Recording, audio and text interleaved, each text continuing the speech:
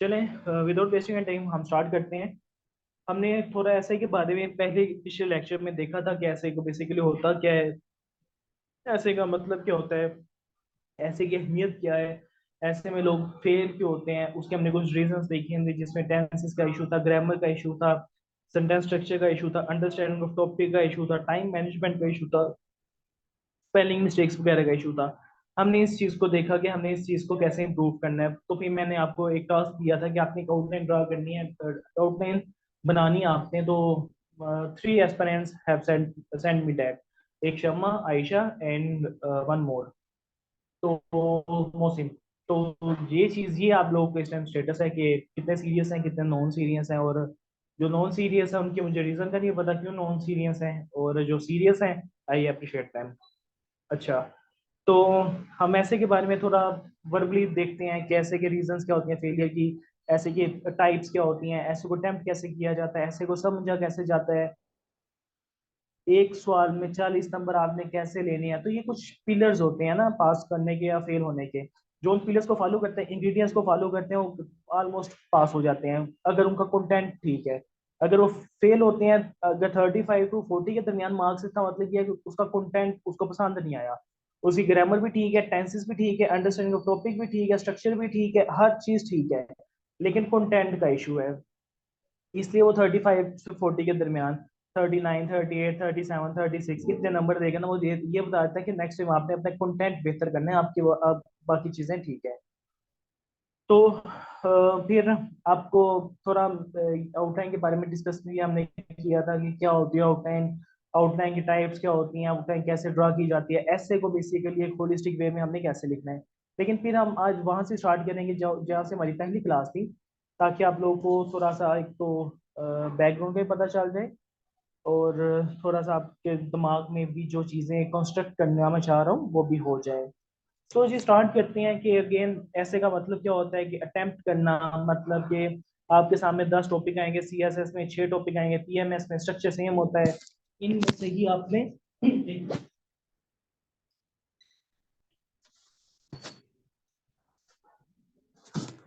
इनमें से ही आपने बेसिकली एक को लिखना होता है। अगर एग्जामिनर ने एक का है तो फिर आप बाउंड हो जाते हो कि आप लोगों ने एक ही लिखना होता है ऐसे। इसके अलावा फिर मेजोरिटी ऑफ द स्टूडेंट्स जो हैं वो फेल हो जाते हैं इसको पास करने में। रीज़न यही होती है कि जो आगे जाकर हम इसके फेलियर्स को डिस्कस करेंगे। देन है जी कि पूरे आपके सीएसएस की जर्नी में, पूरे जितने भी आप सीएसएस के पेपर दे रहे होते हो, उन सब में पहले 2 सब्जेक्ट आपके गेम चेंजर होते हैं। अगर आपने पहले 2 सब्जेक्ट में अच्छा परफॉर्म कर लिया तो आपके 80 to 90% चांसेस होते हैं कि अब आप लोग सीएसएस कर सकोगे। अगर खुदा ना खास्ता कोई ऑप्शनल सब्जेक्ट आपका जिस तरह यूएस हिस्ट्री की, क्रिमिनोलॉजी, इस तरह के सब्जेक्ट जो है वो टारगेट नहीं होते हैं, ठीक है। अगर ये टारगेटेड सब्जेक्ट्स हो जाए तो फिर कुछ कहा नहीं जा सकता। हाँ, अगर आपने परफॉर्म अच्छा किया हो तो पास भी तो होते हैं बच्चे। फाइन। फिर जी 100 में से 8 बच्चे इसमें पास होते हैं, 1000 में से कह लो 80 बच्चे पास होते हैं, 10,000 में से 800 बच्चा पास होता है। और ये इसके रेशियो है, मतलब कि 2 to 3% इसके जो है ना रेशियो इस टाइम एग्जिस्ट कर रही है कि ये जो है ना पेपर पास कर सकते हैं। फिर कहते हैं कि वही बात है, चांसेस होते हैं पास हो गया पहले 2 सब्जेक्ट में तो हो जाएगा। अब फेल क्यों होते हैं, इसकी कुछ रीजंस हैं कि इस वजह से फेल होते हैं, जिसमें टेंसेस हैं, ग्रामर है, सेंटेंस स्ट्रक्चर है, स्पेलिंग मिस्टेक्स हैं, पुअर अंडरस्टैंडिंग टॉपिक है। जिस लाइक टॉपिक है, has nationalism turn into waste, क्या नेशनलिज्म टेस्ट के गले पड़ गई है। टर्न इनटू वेस्ट मतलब ये है कि वहां से शुरू हुई है। अगर आप लोगों को इस फ्रेज का मतलब नहीं पता होगा तो आप उस वहां से स्टार्ट कर दो कि टर्न इनटू वेस्ट मतलब नेशनलिज्म बड़ा अच्छा जो है ना वहां पे परफॉर्म कर रही है, ये वो। लेकिन इसका मतलब और होता है, इसका मतलब ये होता है कि नेशनलिज्म वहां से स्टार्ट की गई थी, लेकिन उनकी वजह वो वहां पे अब बर्बादी पैदा कर रही है। सही है, तो इस तरह अंडरस्टैंडिंग ऑफ टॉपिक भी बहुत ज्यादा इंपॉर्टेंट होता है। फिर है जी रेगुलर चेकिंग आप लोग करवाते, that is very bad thing. और नॉलेज, नॉलेज के अगर आप सीएसएस के एस्पिरेंट है और आपके पास नॉलेज नहीं है, that is also shameful act. फिर ट्रेडिशनल टॉपिक आप लोग चूज कर लेते हैं, एस्पिरेंट्स की बात कर रहा हूँ, आपकी बात बता रहा हूँ। अब वो चूज कर लेते हैं, उसमें ट्रेडिशनल टॉपिक क्या होते हैं, डेमोक्रेसी हो गया, ग्लोबलाइजेशन हो गया, वाटर हो गया, एनर्जी हो गया, कश्मीर हो गया। जो majority of the aspirants choose करते हैं उस पे वो भी चल जाते हैं। फिर टाइम मैनेजमेंट के इशू वगैरह आ जाते हैं। इसकी क्यों स्ट्रेटजीज हैं जी, मेरे अपने 6 years ऑफ एक्सपीरियंस को मैंने विटनेस करते हुए ये सारी स्ट्रेटजीज को नोट डाउन किया कि क्यों क्या ऐसे जो इंग्रेडिएंट्स है या प्रीरिक्विजिट्स हैं जिसकी वजह से ऐसे पास किया जा सकता है या उसकी प्रिपरेशन अच्छी की जा सकती है। पहला पॉइंट था जी, आप लोगों ने अपनी जो पास पेपर है उसका एनालिसिस बड़ा अच्छा करना है कि एग्जामिनर किस पेस को टच कर रहा है। डेमोक्रेसी है उसके कौन से एस्पेक्ट हैं, ग्लोबलाइजेशन है उसके कौन से एस्पेक्ट हैं, जेंडर है उसके कौन से एस्पेक्ट हैं, क्लाइमेट चेंज है उसके कौन से एस्पेक्ट हैं, कश्मीर है उसके कौन से एस्पेक्ट्स हैं। ठीक है, इस तरह की चीजों को आपने देखना होता है। फिर आपने जी थीम को प्रिपेयर करना होता है टॉपिक ऑन। अगर आप एक टॉपिक प्रिपेयर कर लेते हो डेमोक्रेसी का, जिस तरह democracy Pakistan hopes and hurdle, लेकिन वो देख लेता है कि डिजिटल डेमोक्रेसी वो दे देता है, तो फिर आप ट्रबल में आते हो। तो किसी भी टॉपिक के आपने पूरे थीम को कवर करना होता है। थीम कैसे कवर होता है, मैंने ग्रुप में शेयर की हुई हैं बुक्स वगैरह एजुकेशन के, अगर वो आप लोग कर लेते हो 6-7 हैं रिसोर्सेज वगैरह, तो आपको कहीं से भी एजुकेशन पे ऐसे आ जाएगा, तो आपको कोई फिक्र करने की जरूरत नहीं पड़ेगी। फिर जी मिनी ऐसे से स्टार्ट करेंगे हम भी इंशाल्लाह, और अच्छी बुक्स पढ़ेंगे, रिसर्च पेपर पढ़ेंगे। एक जो ऐसे है एक वीक में एक किया करेंगे, और फैक्ट बुक्स वगैरह आप लोगों ने बनाने हैं। ये कुछ थीम्स थे जी जो मैंने आपको बताए थे कि हम ये थीम्स वगैरह कवर करेंगे, जिसमें education, democracy, globalization, war and peace. ये ग्लोबलाइजेशन का एक्स मैंने इसलिए लिखा क्योंकि मैं इसी का बटन था काम कर रहा था। फिर वॉर एंड पीस करेंगे। वॉर एंड पीस में वही लिखेंगे कि are modern wars are are modern wars holy wars. ठीक है, तो इसके अलावा हम और करेंगे कि ये वर्ल्ड वार 3 के एस्पेक्ट जो है इसको कवर करेंगे कि अब Ukraine Russia conflict will lead to world war 3। ठीक है, या panacea of inter communication is the panacea to overcome the fear of third world war 3। तो इस तरह के जो वॉर एंड पीस के वो टॉपिक्स होते हैं जिसको टच करता है उसको हम कवर करेंगे। क्लाइमेट चेंज पे हम कब बातें डिस्कस करेंगे, इसके जो भी समिट्स हो चुके हैं, इसका एजेंडा क्या था, हर समिट का एक एजेंडा होता है, वो क्या था, कि कितने कंट्रीज कितना कंट्रीब्यूट कर रही है, पुअर कंट्री की इकोनॉमी पे कैसे इम्पेक्ट पड़ रहा है, वुमेन को क्या इश्यूज है, फूड इनसिक्योरिटी कैसे है। इसको हम डिस्कस करेंगे डिफरेंट एस्पेक्ट्स में। जेंडर को कवर करेंगे, डिजिटलाइजेशन को कवर करेंगे, social economic political issues, problematic issues कैसे हम कहते हैं उसको करेंगे। न्यू वर्ल्ड ऑर्डर करेंगे, शिफ्टिंग डायनामिक्स करेंगे, पावर पॉलिटिक्स की बात करेंगे, बैलेंस ऑफ पावर की इसमें चीजें होंगी। फिर वाटर क्राइसिस पे हम आएंगे। तो सो ये 10 थीम्स हैं जी जो हम कवर करेंगे इंशाल्लाह इस पूरे 2 माह के अंदर। और इसमें मुझे आप लोगों की एफर्ट चाहिए। अभी तक मैंने आपको एजुकेशन में थीम दिया हुआ है, लेकिन आप लोग नहीं कर पा रहे। ठीक है, फिर आते हैं मेन पे। अब आपकी जो असाइनमेंट होगी यहाँ से स्टार्ट होती है कि ऐसे की जो टाइप्स हैं वहां से। लेट्स पोज के descriptive, argumentative, open ended, literary, expository, persuasive. ये ऐसे हैं।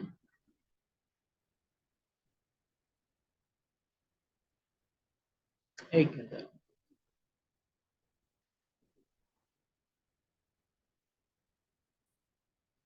ठीक है, ये ऐसे हैं, इनको हम डिस्कस करेंगे स्टेप बाय स्टेप। ऐसे की टाइप्स क्या होती हैं, ऐसे का मतलब क्या होता है, वो ऐसे जो है कैसे आप लिख सकते हैं, इसकी जजमेंट पे देखते हैं।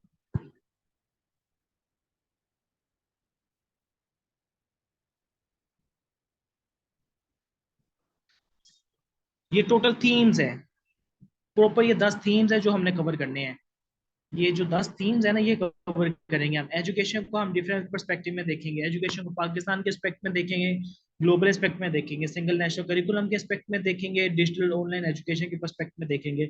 इसी तरह हम इसका एजुकेशन का मतलब क्या होता है, education as a social change कैसे लेकर आ सकती है। इस तकरीबन 10-12 जो है टॉपिक्स बनते हैं एक थीम के, वो आप देखेंगे। इसी तरह डेमोक्रेसी है तो डेमोक्रेसी पे हम देखेंगे कि बेसिकली इसका थीम क्या होता है, इसमें टॉपिक्स क्या क्या बन सकते हैं। Polarize politics in Pakistan, issues and changes to democracy, digital democracy उसको देखेंगे। फिर डेमोक्रेसी या रूल ऑफ लॉ इसको हम देखेंगे। विदाउट जस्टिस डेमोक्रेसी टायरानी इसको हम देखेंगे। सो इस तरह जब आपके पास एक थॉरोली स्टडी कर लोगे और आपके पास बहुत एक होलिस्टिक वे ऑफ नॉलेज आपको इम्पोज कर दिया जाएगा या कंस्ट्रक्ट कर दिया जाएगा आपके माइंड में, तो आपके सामने बस एक मेन चीज होनी चाहिए कि अंडरस्टैंडिंग ऑफ टॉपिक है, उसने टॉपिक में किस चीज की बात की है। तो फिर बेटा आपके लिए बहुत आसानी हो जाती है इन चीज़ों को कवर करना। ठीक है, फिर जजमेंट करेंगे जी हम जो है। अब आपने क्या करना है 2016 से लेकर 2022 तक। ठीक है, ये तकरीबन 5 साल के आपने, 6 साल के, बल्कि 23 के भी हो चुके हैं, 7 साल के आपने क्या करना है कि पेपर निकालने हैं। उसमें से आपने कल डिस्क्रिप्टिव ऐसे को जज करना है, डिस्क्रिप्टिव ऐसे कौन सा है और आर्गुमेंटेटिव ऐसे कौन सा है। यहाँ से आपको फील होगा, जज कर सकूंगा मैं भी कि आपको कितना जो है वो स्ट्रक्चर की समझ आ जाएगी कल। ठीक है, कि क्योंकि कल हम स्ट्रक्चर करेंगे, लेकिन उससे पहले मैं थोड़ा आपको ऐसे की बताऊंगा कि आप लोगों को अगर सामने ऐसे आ जाता है तो आपने उसको जज कैसे करना है कि ये किस टाइप का ऐसे है, फिर उसके मुताबिक आपने आउटलाइन बनानी है। ठीक है। सो डिस्क्रिप्टिव ऐसे को हम पहले देखते हैं। सबसे इम्पोर्टेंट है, सिंपल भी होता है, पासिंग रेशियो भी ज्यादा होती है, नॉलेज की भी कोई इसमें कैद नहीं होती है, आपके पास एक एम्पल नॉलेज होता है, आप इसको अच्छा परफॉर्म भी कर सकते हो, और इसमें कोई हार्ड एंड फास्ट रूल भी नहीं होता कि आप कैसे लिखो क्या ना लिखो। डिस्क्रिप्टिव ऐसे जो होता है ये हमेशा बेस्ड कर रहा होता है दो चीजों पे, as I have written here, a descriptive essay is always based on two things: pros and cons, advantages and disadvantages, blessing and curse, hopes and hurdles, opportunities and challenges, problems and solutions। मतलब कि वो आपसे सामने दो या maximum तीन तीन चीजों की डिमांड आपसे कर रहा होता है कि अच्छाई भी बुराई भी। ठीक है, कि ये होप्स भी लिखो, हर्डल्स भी लिखो, प्रोज भी लिखो, कॉन्स भी लिखो, और ब्लेसिंग भी लिखो, कर्स भी लिखो, प्रॉब्लम्स भी हों, सॉल्यूशंस भी हों। ठीक है, इस तरह के जो ऐसे होते हैं उसको आपने डिस्क्राइब करना करना होता है, इसको हम डिस्क्रिप्टिव ऐसे कहते हैं, जहां पे आपने टॉपिक को उसी वे में डिस्क्राइब करना होता है जिस वे में उसने आपसे पूछा हुआ है। आप अगर उसने आपसे प्रोज एंड कॉन्स पूछा हुआ है तो आप उसको प्रॉब्लम एंड सॉल्यूशंस नहीं बता सकते। ठीक है, उसने आपसे प्रॉब्लम एंड सॉल्यूशंस कहा हुआ है तो आप प्रोज एंड कॉन्स नहीं बता सकते। यहाँ पर एग्जामिनर आपको बाइंडेड कर देता है, आप बाउंडेड हो जाते हो उसकी बात पर कि उसने कहा है कि democracy in Pakistan, hopes and hurdles. तो यहाँ पर आप चैलेंजेस एंड कॉन्सिक्वेंसेस नहीं लिखेंगे। ठीक है, लेट्स सी, यहाँ पे कुछ मैंने एग्जांपल्स लिखी हुई हैं। यहाँ पर मैंने कुछ एग्जांपल्स लिखी हुई हैं कि democracy in Pakistan, hopes and hurdle.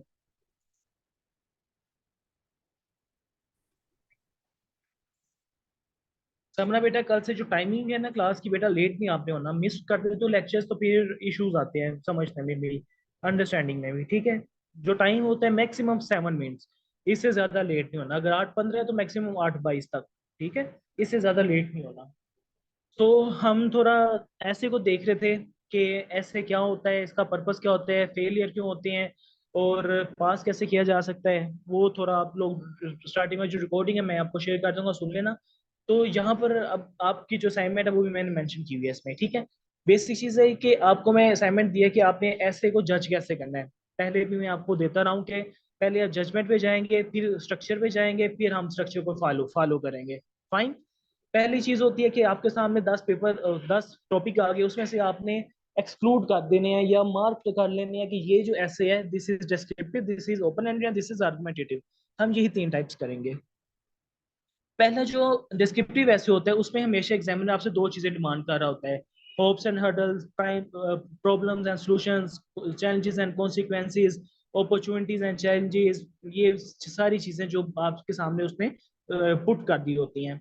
उसकी कुछ एग्जांपल हम देखते हैं कि पास्ट पेपर से हमें कैसे एनालिसिस करते हैं, कि एनालाइज करते हैं कि ये चीज कैसे हमें पता लगेगा कि ये डिस्क्रिप्टिव ऐसे है। उसमें जो इंडिकेटर्स हैं वो आपने बात याद रखने हैं, वो इंडिकेटर होते हैं एंड का। ठीक है, AND, एंड का हमेशा। वो कुछ भी पूछ सकता है लेकिन वर्ड एंड का जरूर उसमें होगा, और किसी टाइप ऑफ ऐसे में नहीं ये चीज आपको नजर आएगी। ठीक है, डिस्क्रिप्टिव में ये पक्की चीज है। उसमें ये देख लीजिए, 2018 में 2018 में ये ऐसे आया था CSS के पेपर में: democracy in Pakistan, hopes and hurdles. So I have said to you that end का वर्ड हमेशा ये जो है डिस्क्रिप्टिव ऐसे में होगा। सेकंड, 2021 में एक ऐसे आया था: pros and cons of globalization. तो यहाँ पर भी उसने दो चीजें आपसे मांगी हैं: प्रोज भी, अच्छाई भी, कॉन्स भी, बुराई भी। ठीक है, और यहाँ पर उसने फैन बॉयड का वर्ड यूज कर दिया है। ठीक है, इसको एंड को उसने रिप्रेजेंट करके बता दिया जी आप लोगों ने ये ऐसे लिखना है। फिर higher education Pakistan, ills and remedies. So here you can see कि ये जो टाइप ऑफ ऐसे है इसमें एंड का वर्ड वो हमेशा यूज कर रहा होता है, दो चीजों की डिमांड कर रहा होता है: अच्छाई, बुराई, चेंजेस, कॉन्सिक्वेंसेस। कभी सामने तीन कर देता है लेकिन बहुत रेयर चांस होता है तो तीन करे, क्योंकि उसके वजह टाइम कम होता है। तो इसलिए वो दो चीजें आपसे डिमांड कर रहा होता है। ये सिंपल होता है, इसमें कोई इसी चीज को इतना इंट्रिकेट करने की या उलझाने की जरूरत नहीं होती है। इसमें आपको सामने कुछ पॉइंट्स आप कंटेंट पे होता है, कि ये कंटेंट उसने लिख दिया है, आपने लिख दिया, तो आप एग्जामिनर के अगर आपका कंटेंट पसंद आ गया तो वो आपको पास कर देगा, अगर नहीं पसंद आया तो 35 से 40 के दरमियान आपको ला के खड़ा कर देगा। ठीक है, so this was the descriptive essay. I think so कि आप लोगों ने पुट पिन कर लिया होगा इस पॉइंट को। ठीक है जी। आर्गुमेंटेटिव ऐसे देखो, डिस्क्रिप्टिव ऐसे में ना आपने डिस्क्राइब करनी होती हैं वो चीजें जो उसने बयान की हुई हैं। लेट्स सपोज कि उसने कैसे दिया हुआ है कि energy crisis in Pakistan, challenges and solutions. ठीक है, तो आप एनर्जी क्राइसिस पाकिस्तान के बारे में बताओगे, उसके बाद चैलेंजेस बताओगे, उस लास्ट में सॉल्यूशंस देकर कंक्लूड कर दोगे, तो ये सिंपल होता है। लेकिन जो आर्गुमेंटेटिव ऐसे होता है ना, यहाँ पर आपकी अपनी ओपिनियन होती है, यहाँ पर आप बाउंड नहीं होते हो एग्जामिनर की स्टेटमेंट के। यहाँ पर इट्स अप टू यू कि आपके पास किस पर्सपेक्टिव का नॉलेज ज्यादा है। यहाँ पर कुछ उसके जो एक वो पैटर्न है उसको जज करने का, उसको हम देखते हैं। देख, फर्स्ट पॉइंट है जी, इन आर्गुमेंटेटिव ऐसे examiner always want stance based ऐसे। यहाँ पर आपका स्टांस होता है, यहाँ पर एग्जामिनर की बात नहीं होती, यहाँ पर आपकी बात की अहमियत होती है, आपके स्टांस की अहमियत होती है। आपका स्टांस कैसा है, आपके स्टांस में कितनी पावर है, आपने एग्जामिनर की बात को किस तरह रेफरेंसेस पुट कर निगेट किया है। ठीक है, डेट मे बी borrowed और self but must be fully arguable. आपके जो आर्गुमेंट्स होंगे वो बारोट भी हो सकते हैं, यानी कि किसी बुक से हो सकते हैं, किसी थीसिस से हो सकते हैं, किसी भी रिसर्च पेपर से हो सकते हैं, या आपके अपने एक्सपीरियंस की बेस पर भी हो सकते हैं। फाइन, कि आपने विटनेस की ये चीज कि पाकिस्तान में डेमोक्रेसी क्यों फेल है, तो आपने कहीं बुक में नहीं पढ़ा, कि रिसर्च पेपर में नहीं पढ़ा, लेकिन आजकल के दौर में आप लोग ये देख रहे हो कि यार ये चीजें जो हो रही हैं ये गलत हो रही हैं। ये डेमोक्रेसी में नहीं होता है कि आप जो है पॉलिटिकल ओपोनेंट्स के इतने केसेस कर दें कि वो बेचारा बाहर ही ना आ सके। ठीक है, जिस तरह ये हमारी गवर्नमेंट्स और ओपोजिशन में चलती रहती है टसल। किसी की गवर्नमेंट होती है तो ओपोजिशन बेचारी सत्ता में रहती है, वही ओपोजिशन गवर्नमेंट में आती है तो वो फिर ओपोजिशन के साथ बुरा करती है। So this is basically a power politics, जिसमें पावर का ज्यादा रोल होता है रेदर देन कि आप सर्व करते हैं नेशन को। ठीक है, तो ये आर्गुमेंटेटिव ऐसे में आपके जो आर्गुमेंट्स होते हैं ये दो चीजों पे डिपेंडेंट होते हैं, या तो रिसर्च पे होती हैं या तो आपकी अपने एक्सपीरियंस पे होते हैं, और इसके अलावा कोई नई चीज होती है। ठीक है,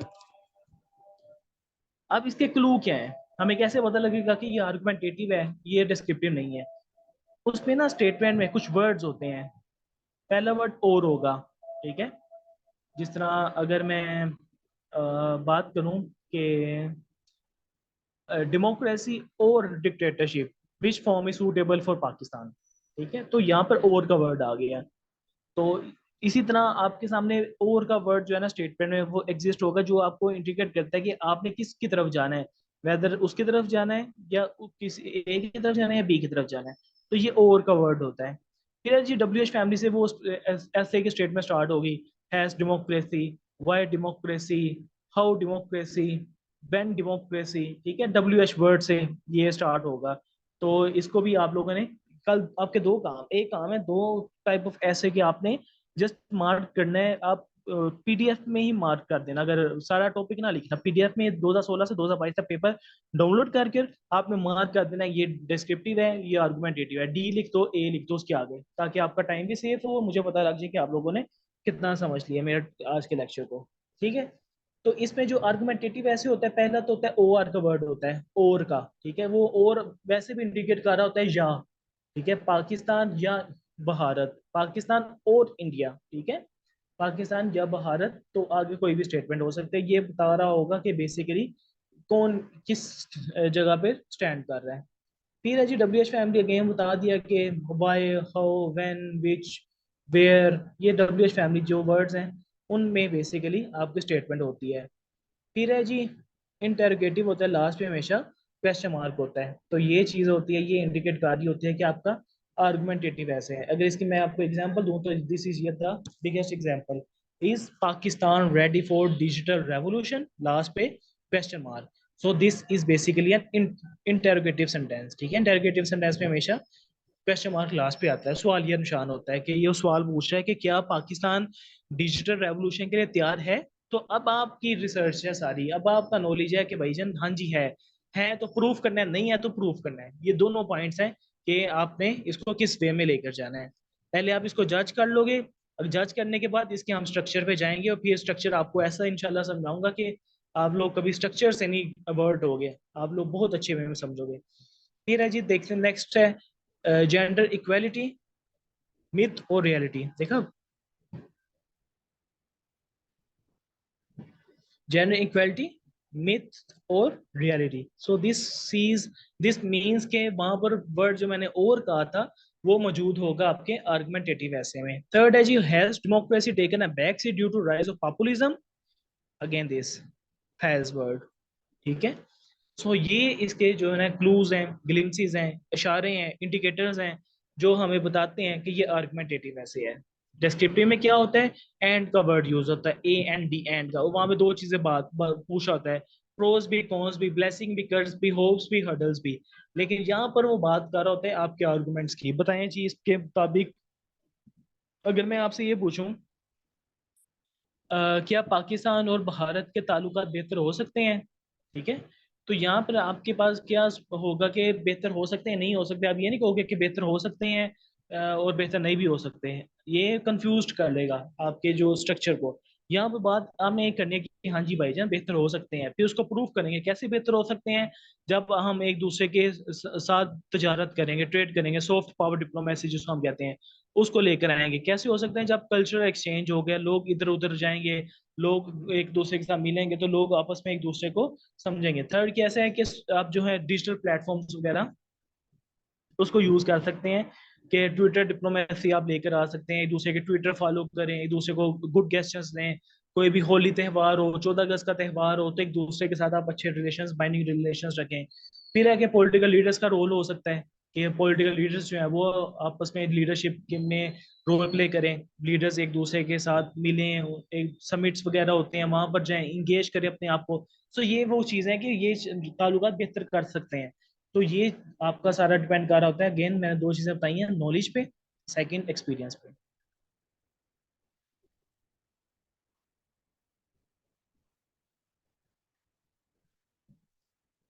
एंड थर्ड वन है ओपन एंडेड। अभी नहीं हम करेंगे क्योंकि कंफ्यूज हो जाएगी आप इसमें, आर्गुमेंटेटिव में और ओपन एंडेड में।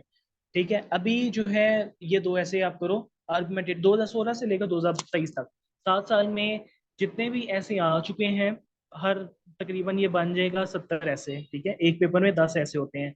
70 ऐसे को जब आप अपनी आंखों के सामने से गुजारोगे, तो आपको एक आइडिया होगा कि एग्जामिनर किस किस्म के सवाल पूछ रहा है।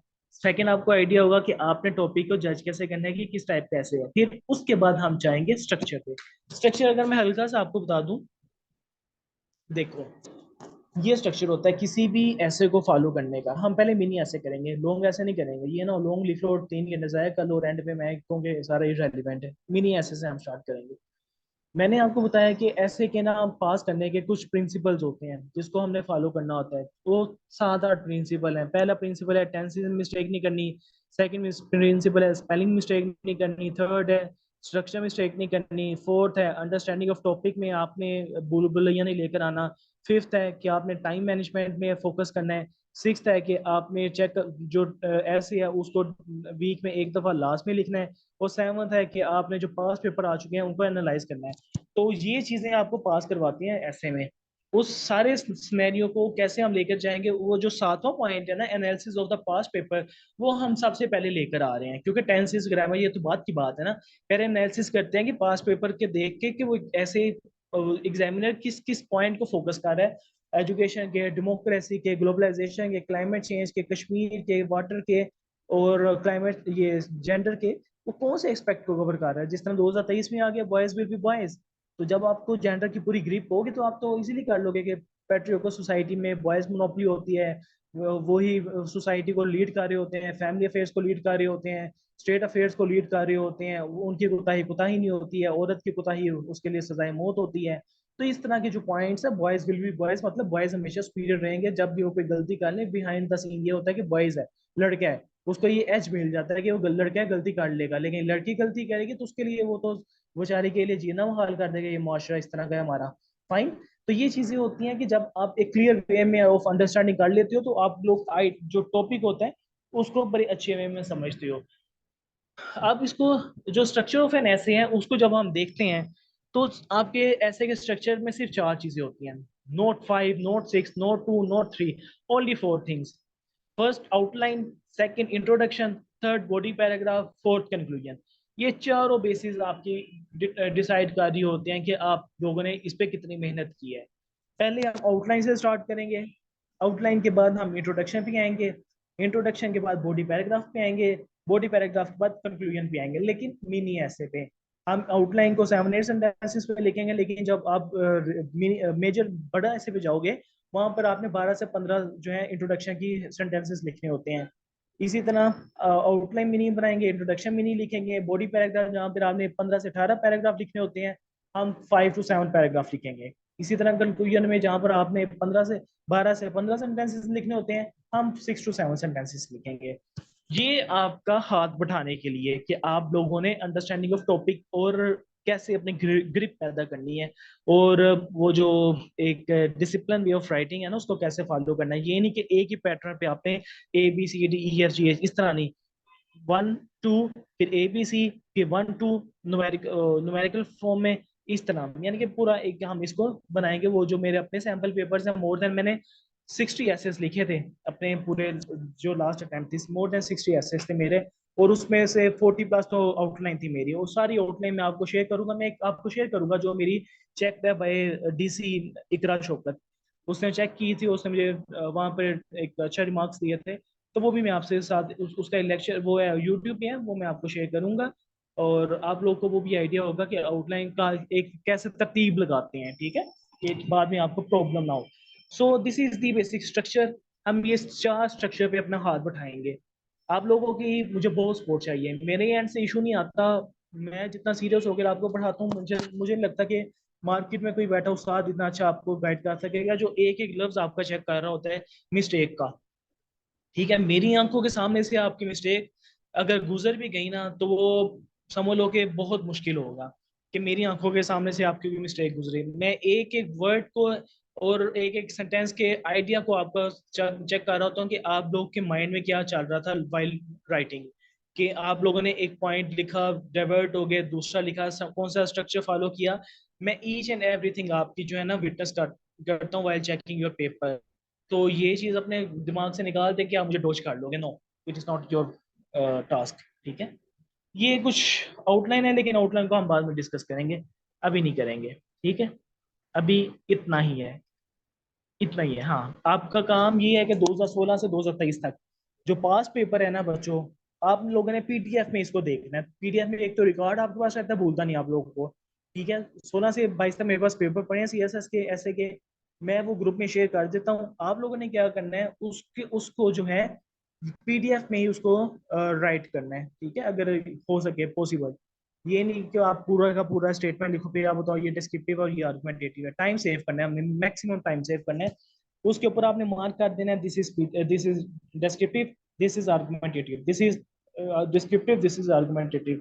यहाँ से आपको एक प्लस पॉइंट मिल जाएगा कि आपको जो पिछले जो थीम्स वगैरह हैं, आइडिया होगा कि डेमोक्रेसी या किस टाइप ऑफ ऐसे को वो कैसे लेकर चल रहा है। फाइन। तो आई थिंक सो कि it will be enough for today's class. You have 3 minutes, if you have any question you may ask, ताकि मैं उसको रिस्पॉन्ड कर दूं और आपके जो भी क्यूरीज वगैरह हैं उसको हम रिजोल्व करें। Yes, over to you.